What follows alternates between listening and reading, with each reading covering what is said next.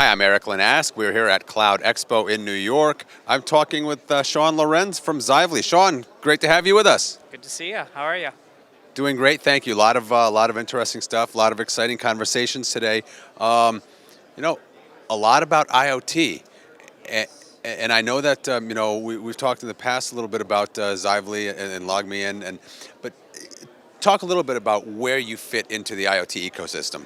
Sure. Yeah. So Xively is an IoT platform. We've been around for several years now, but IoT platform has kind of become a kind of nebulous, what does that mean kind of term. So really, what we've started to do is not just offer this kind of general IoT platform idea. We're kind of focusing on more kind of the guts of where we fit in the IoT stack.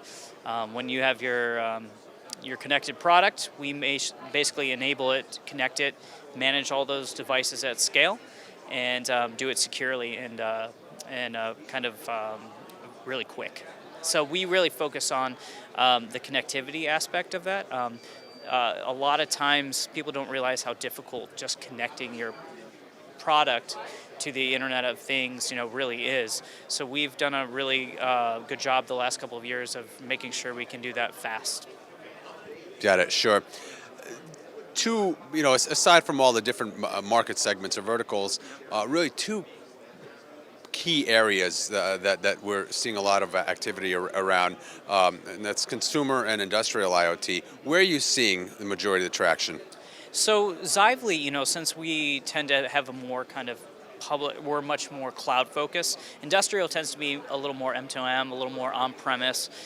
So since we're a cloud-based solution, we definitely see more consumer and business kind of focused customers. So we see across all verticals, but we've been actually having a lot of response, especially in the consumer space. So we're helping a lot of manufacturers who are creating products, trying to get them to market, and we basically have become the kind of backbone for helping them get that connectivity and managing all those connected products at scale. So you mentioned seeing activity across a number of different verticals. Are there any that stand out in terms of activity? Not really. I mean, it's honestly everybody. It's pretty much anyone who's creating a physical product in this day. They're pretty much have either on their roadmap or in production some sort of connected device on the roadmap. It's just everybody's doing it. You name it. If you're a large company, you have some way you're trying to figure out how to connect your stuff. If you're not connected, you're not connected.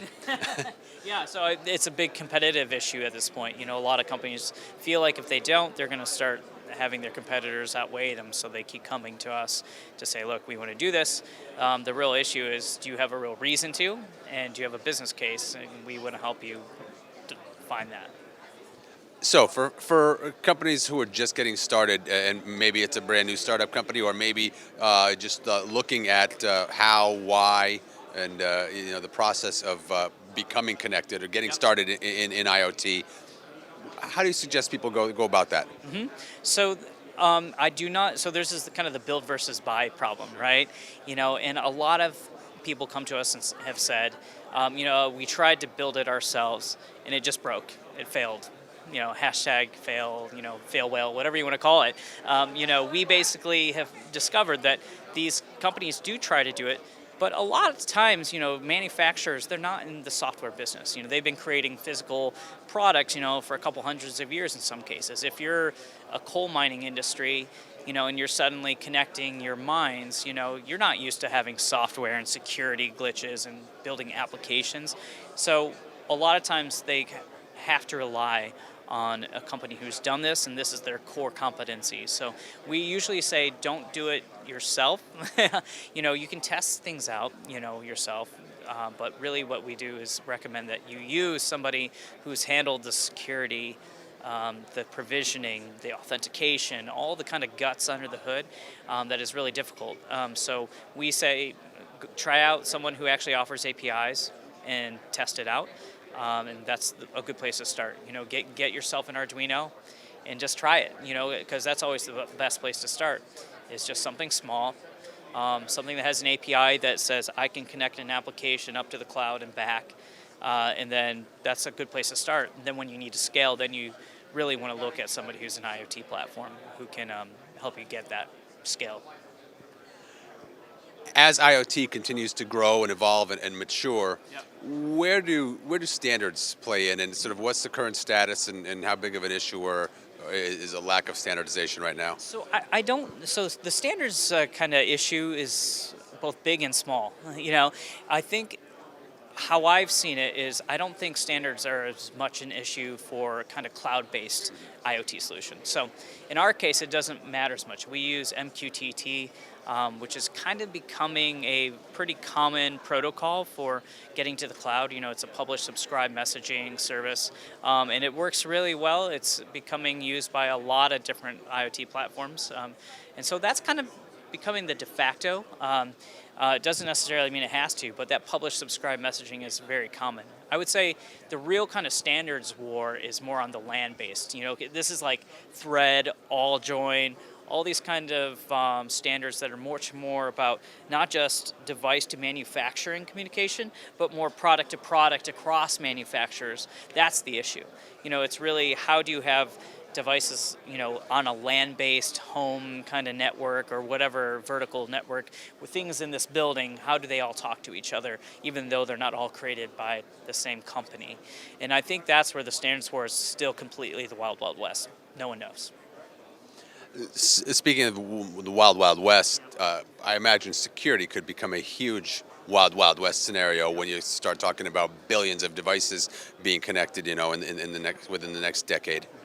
Yeah, so again, this is, the idea of device manufacturer creating a product with direct one-to-one communication with a customer. That's kind of what Xively is kind of really focused on. Is we've done a lot to handle all that identity and access management, because I think identity is at the heart of a lot of security issues. So if you can handle that and do that at a secure way, it'll be easier. Now, I think the problem though will be that more land-based kind of communication security, handling all those talking together and who handles the data, who has access to the data, who owns the data. Those are kind of the issues that I think will be a little more tricky. From our perspective, we've done a lot to make sure that security isn't a problem. What's next for Xively? So we've really focused on more the kind of, I guess, boring middle layer stuff where it's, but it's the most important, and it's also been the hardest thing to get right. That connectivity, we're able to connect a product. When you hit that app to turn on your lights, it does it in less than 50 milliseconds. So it's super fast. It's also super scalable into the billion, or sorry, not the billions, the millions. Yeah, billions would be great. But you have this ability to scale and do that securely. So that requires a lot of management tools, provisioning, all that sort of authentication, all that stuff. So the next step we're really focusing on is more the application layer. How do you build a connected product to business, and how do you manage that well? So the idea would be, if you're the manufacturer of a garage door, you want to have your product management team, your service and support team, your marketing team, each be able to see the data coming off that connected product in different ways that best meets your needs. So if you're in marketing, you can say, oh, well, I noticed they're using our product this way, maybe we should help them delight the customer in this way a little better. Or if you're a service and support team, you have your own application that helps you have tickets that you can open up and see all the information about the customer right there. So when the product breaks, that you already know when they call, yeah, hi, Mr. Johnson, I already see that you have this part broken and we've already shipped it, proactive kind of that in one nice big application. So we're really starting to work on really getting the application layer built up around that nice connectivity and management kind of guts underneath, and that's where we're headed now. Fantastic. Certainly lots of opportunity in this space. Sean, thanks as always for joining us. Yeah, nice talking to you. Have a great day.